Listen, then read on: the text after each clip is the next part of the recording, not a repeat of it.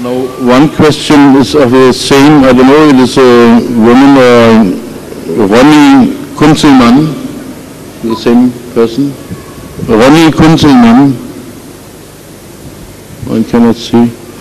Anyhow, the question is of him or her, are young women allowed to have their own flat, their own house? Can they live alone as singles? If young women can select their own flat, their own living room.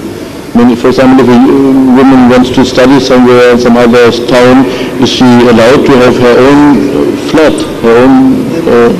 Maybe unmarried. Instead of unmarried, then she can live alone. Alone? When she's aged, she can. Of course. She can live alone with all the conditions I have explained. That wherever she lives, she should take care of her chastity. Now, it's not a time when parents can always live with their children. And some daughters, for the sake of education, for instance, have to go out. So the parents should always have a direct contact with them and see to it that they are always on the right path.